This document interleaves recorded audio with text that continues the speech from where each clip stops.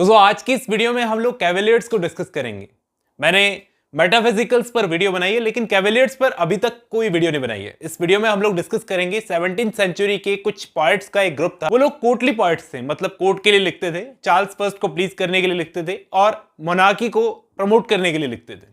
चलिए आज की इस वीडियो में हम लोग डिस्कस करेंगे कि ये टर्म कैसे निकल कर आई है और कैसे ये लोग सन ऑफ बैन कहलाते हैं। चलिए शुरू करते हैं, मिलता हूं इस वीडियो के एंड में। दोस्तों मैं एक एक चीज़ आपको डिटेल से बताना शुरू करता हूँ। सबसे पहले ये समझना ज़रूरी है कि कैवेलियर पोएट्स 17th सेंचुरी के कुछ पोएट्स थे, उनका एक ग्रुप था, उनको कहा जाता था, जो इंग्लिश सिविल वॉर के टाइम पर चार्ल्स फर्स्ट को सपोर्ट कर रहे थे। चार्ल्स फर्स्ट उस टाइम पर राजा था, उसको सपोर्ट कर रहे थे, जबकि पार्लियामेंट यानी कि प्यूरिटन्स, राउंड हेड्स जिनको कहा जाता है, वो खिलाफ थे चार्ल्स फर्स्ट के, और ये पोएट्स थे जो सपोर्ट कर रहे थे। अब चार्ल्स फर्स्ट को खुद फाइन आर्ट्स में बहुत इंटरेस्ट था, इसलिए ये पोएट्स उसके चार्ल्स फर्स्ट के दरबार में रहते थे और वही लिखते थे, वही बनाते थे जो चार्ल्स फर्स्ट को पसंद आता था। अब सवाल ये आता है कि इन लोगों का नाम ये कैवेलियर्स पड़ा कैसे। देखो, किसी एक इंसान ने इनको ये नाम नहीं दिया, बल्कि इनका ये नाम इनका मजाक बनाने के लिए दिया गया था। इन पोएट्स में शामिल थे रॉबर्ट हैरिक जो बहुत ही इंपॉर्टेंट है, इनके बारे में आगे बताऊंगा, रिचर्ड लवलेस, थॉमस करू और जॉन सकलिंग। अब इन सब में से ज़्यादातर जने कोर्ट में थे और कुछ लोग कोर्ट में नहीं भी थे।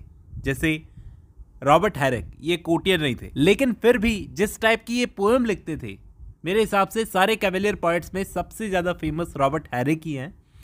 तो इनका जो स्टाइल है वो इनको कैवेलियर पोएट बनाता है। अब ऐसा क्या टाइप था इनकी पोएट्री का जो इन्हें मेटाफिजिकल्स से अलग बनाता था। इस टाइप की पोएट्री में ये लोग रिलीजन हो, फिलॉसफी हो, आर्ट हो, ऐसे इंपॉर्टेंट सब्जेक्ट्स उठाते ही नहीं थे। इनका मकसद होता था कोर्ट के लोगों को खुश करना, खास करके चार्ल्स फर्स्ट को मजा देना, और इनका सबसे पहला इंटेंशन था चार्ल्स फर्स्ट और क्राउन को प्रमोट करना, ऐसी पोएट्री लिखना जिससे लोग इन्फ्लुएंस हो और चार्ल्स फर्स्ट को और क्राउन को सपोर्ट करें। जब आप कैवेलियर्स को पढ़ रहे हो तो आपके लिए सबसे इंपॉर्टेंट एक फ्रेज है जो आपको नोट करते हुए चलनी चाहिए, कार्पे डियम। देखो, कार्पे डियम फ्रेज का पहली बार यूज किया था एक लैटिन पोएट, एक रोमन पोएट होरेस ने। इस फ्रेज कार्पे डियम का मतलब होता है प्लक योर डे या फिर सीज द डे। हिंदी में बोले तो आज के दिन को ढंग से एंजॉय करो, कल की चिंता मत करो। रोमन टाइम में होरेस ने जब इस फ्रेज को कॉइन आउट किया, फिर उसके बाद में 17th सेंचुरी के इन कैवेलियर्स ने इसमें बहुत इंटरेस्ट दिखाया। ऐसे एक मेटाफिजिकल पोएट हैं एंड्रयू मार्वेल, जिनको आप मेटाफिजिकल भी नहीं बोल सकते प्योरली, ना ही उनको कैवेलियर बोल सकते हो, ना ही उनको एक सटायरिस्ट बोल सकते हो, मतलब सबका मिक्सचर थे ये पोएट। इन्होंने एक फेमस पोएम लिखी है, हर सिलेबस में होती है लगभग, टू हिज कॉय मिस्ट्रेस। आपने नाम ज़रूर सुना होगा इस पोएम का। इसके अंदर एक बहुत ही फेमस लाइन है जिनके ज़रिए एक लवर जो सेक्स करने के लिए बेताब है, वो अपनी बिलवड को बोलता है कि चलो आज के डे को एंजॉय कर लेते हैं और अपना काम खत्म कर लेते हैं। देखो, वो लाइन्स है, had we world but enough and time, this coyness lady were no crime. अगर हमारे पास अपनी ज़िंदगी में बहुत ज़्यादा टाइम होता तो ये तुम्हारी कॉयनस, ये शर्मीलापन, शर्माना, ये कोई क्राइम नहीं था, लेकिन हमारे पास टाइम कम है तो हमें आज के दिन को एंजॉय करना चाहिए। तो ये थॉट्स थे उस टाइम के कैवेलियर पोएट्स की, सीज द डे, आज के दिन को एंजॉय करो। अब इंपॉर्टेंट बात यहाँ पे ये है नोट करने वाली कि बैन जॉनसन के फॉलोवर्स माना जाता है इन कैवेलियर पोएट्स को।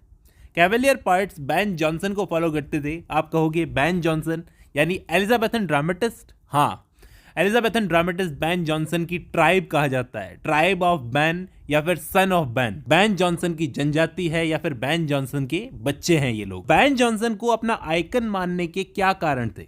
अब आपको काफी लोग बता देंगे कि ये बैन जॉनसन को अपना आइकन मानते थे, उनको फॉलो करते थे, लेकिन क्या कारण था?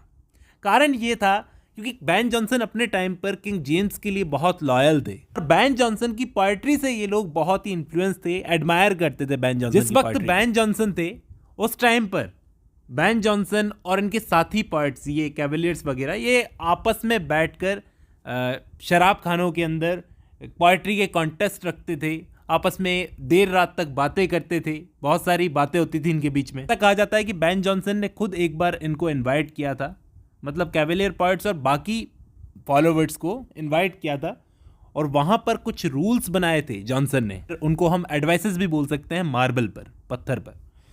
तो उसमें क्या रूल था, एक वर्क है सोशिएबल रूल्स, जिसमें उन्होंने ये सारी बातें लिखी। बेन जॉनसन ने खुद इन लड़कों को अपोलो रूम में इनवाइट किया था और उस रूम की दीवार पर लैटिन में कुछ रूल्स लिखे थे, एडवाइस दी थी, है ना। और ये लड़के बेन जॉनसन को इतना एडमायर करते थे, इतना ज़्यादा इन्फ्लुएंस हो गए थे कि खुद को जॉनसन के बच्चों की तरह इन लोगों ने मान लिया था। और उन्हीं लड़कों में से, उसी ग्रुप में से एक लड़का था रॉबर्ट हैरिक। रॉबर्ट हैरिक का एक फेमस कलेक्शन है दोस्तों, हेस्पेरिडियस, और उसमें एक फेमस पोएम है to the virgins to make much of time. ये पोएम रॉबर्ट हैरिक की सबसे फेमस पोएम है। अगर कैवेलियर्स को आप पढ़ रहे हो तो ध्यान रखना इस कलेक्शन का नाम भी और इस पोएम का नाम भी।